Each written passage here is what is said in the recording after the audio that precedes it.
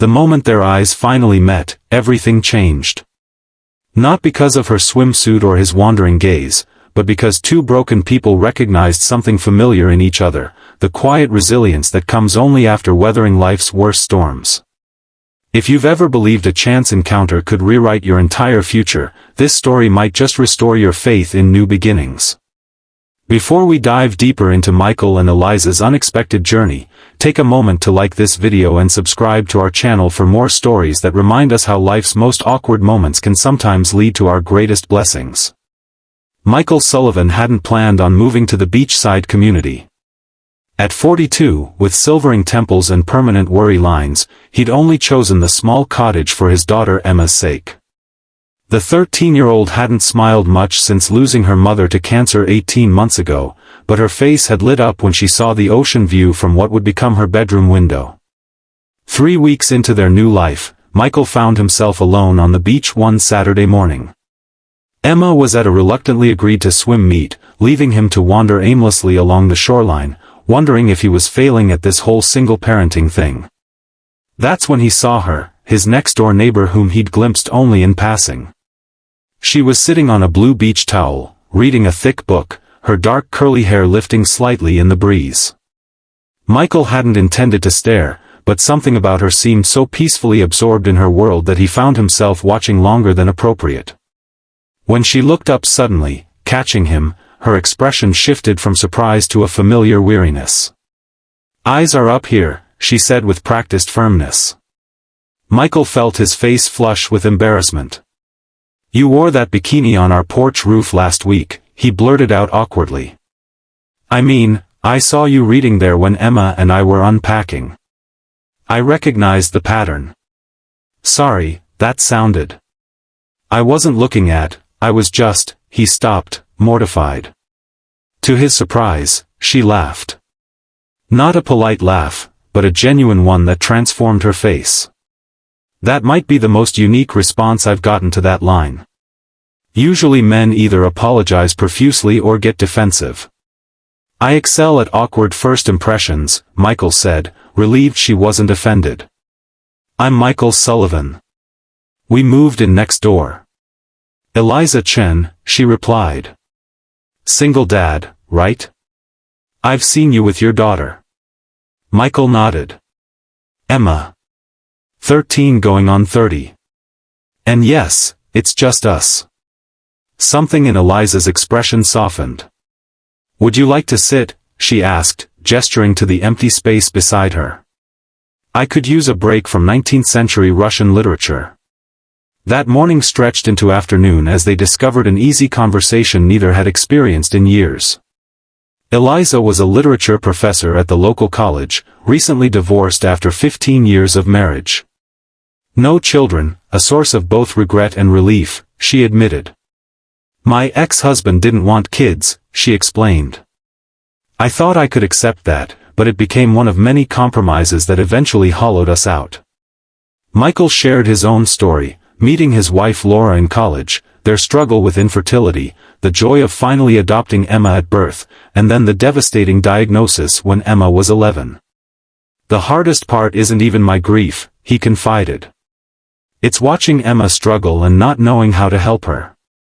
When Emma returned from her swim meet that afternoon to find her father and their neighbors sharing takeout sandwiches on the beach, her initial suspicion was palpable.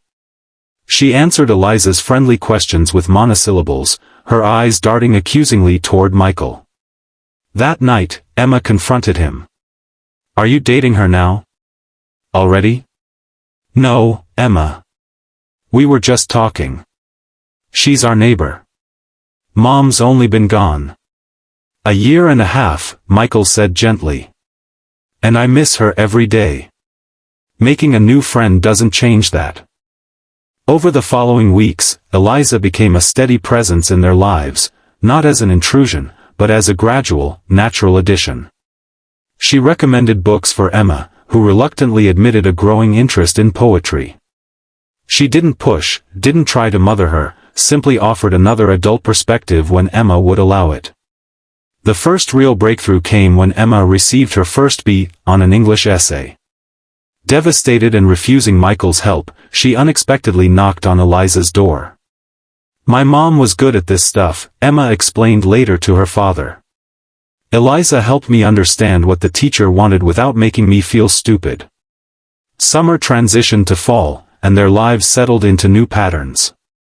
Michael and Eliza's friendship deepened, though both carefully maintained boundaries.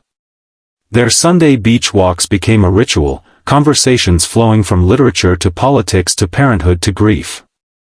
Then came the school call that changed everything.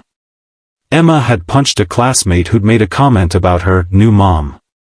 She was suspended for 3 days. When Michael picked her up, she was silent, tears streaming down her face.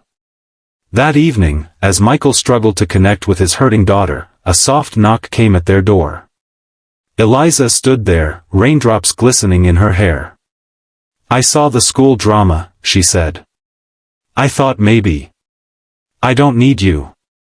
Emma shouted from behind Michael. "You're not my mom. You never will be." Eliza didn't flinch. "You're right. I'm not your mom.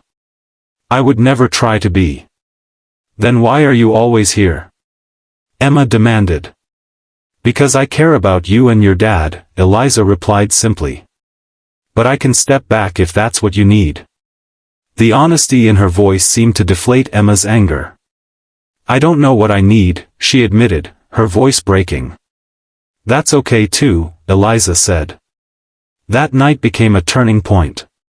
The three of them sat in the living room for hours, Emma finally releasing the complicated tangle of grief, fear, and guilt she'd been carrying. She missed her mother desperately. She felt guilty for sometimes enjoying life without her. She worried her father was lonely. She was terrified of more loss. "I'm afraid to like you," she finally told Eliza. "What if you leave too?" "I can't promise I'll never leave," Eliza answered thoughtfully. "No one can promise that. But I can promise that right now, I choose to be here. And tomorrow, I'll make that choice again." Winter brought storms that battered their small community. During a particularly fierce one, their cottage lost power. Eliza appeared at their door with lanterns, extra blankets, and 3 thermoses of hot chocolate. The 3 of them built a fort in the living room, reading by lantern light until Emma fell asleep between them. "I'm falling in love with you," Michael said quietly across the sleeping form of his daughter. "But Emma will always come first." "As she should," Eliza replied. "I'm falling in love with both of you." Spring arrived with Emma's 14th birthday. Her request surprised both adults. She wanted to visit her mother's grave with both of them. At the cemetery, Emma placed fresh flowers while Michael and Eliza stood back, giving her space. "Mom," they heard her say, "I think you'd like Eliza. She's not trying to replace you. Nobody could. But she makes Dad laugh again. And she helps me understand poetry. I think maybe you sent her to us." On the first anniversary of their beach meeting, Michael took Eliza to the same spot. Emma had helped him plan everything, from the picnic to the small blue box hidden among the strawberries. "You wore that bikini on our porch roof," Michael said, smiling at the memory. "And changed our lives." "I think we changed each other's lives," Eliza corrected him. "You and Emma showed me what family could really mean." When he revealed the ring, her eyes filled with tears. "Are you certain?" she asked. "Both of you?" "Emma helped pick it out," Michael said. "We're certain." Their wedding the following summer was small, just close friends and family on the beach where they'd first truly met. Emma stood beside them as both bridesmaid and daughter, her face reflecting complicated joy as she welcomed another chance at family. Life wasn't suddenly perfect. There were still difficult days, teenage storms, moments when grief resurfaced unexpectedly. But they weathered each challenge together, 3 people who had learned that family isn't always about blood or perfect beginnings. Sometimes, it starts with an awkward moment on a beach, when 2 people see past their first impressions and recognize the possibility of healing, together. If this story touched your heart, remember that new beginnings are possible even after our greatest losses. Like and subscribe to hear more stories about how life's most uncomfortable moments can sometimes lead us exactly where we need to be.